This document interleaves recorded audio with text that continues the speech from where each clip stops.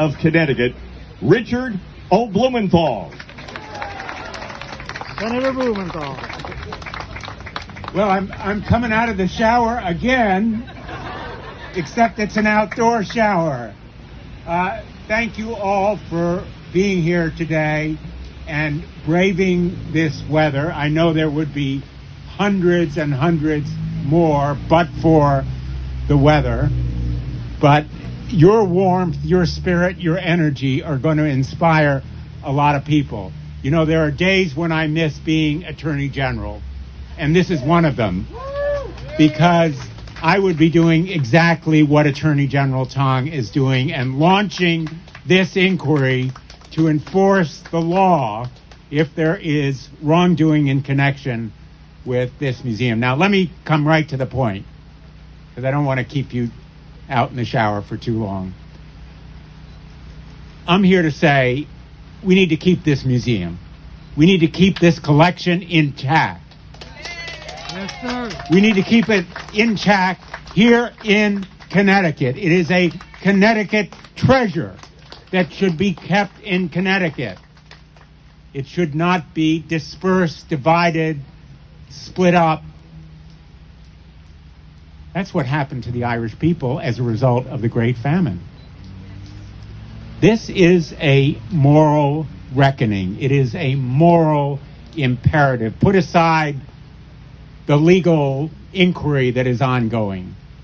There's a moral obligation here to the people who worked hard for this museum, who contributed to it, who sacrificed to make it possible.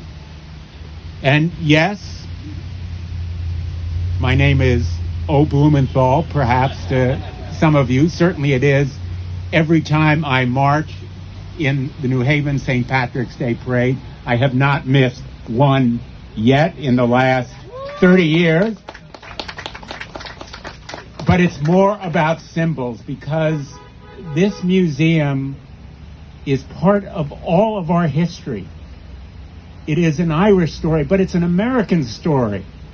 1 million people died in the Great Famine. 2 million people left Ireland. Many of them came here. And their families, they and their families speak to us today. They speak to us about refugees, about food insecurity, about the issues of today. This museum is not just history, it is a living piece of all of us. Now, I want to quote from John Leahy, who was so instrumental in establishing this museum. And frankly, he's one of the heroes of American education, building Quinnipiac. Building Quinnipiac, a great American success story. And let me tell you, a great American university doesn't walk away from museums about Irish history. I am perplexed why anyone in this day and time would even consider closing a museum dedicated to educating people about the evils of discrimination and bigotry. Why would we walk away from educating people about discrimination and bigotry? It isn't right.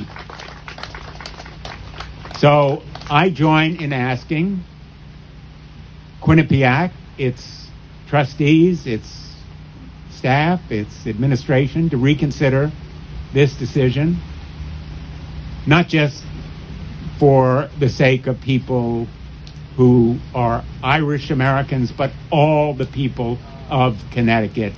Keep this museum in Connecticut, keep the collection intact, keep it here in Connecticut. Thank you for being here today and showing us what is important about America, what's important about America. Thank you all. You're here.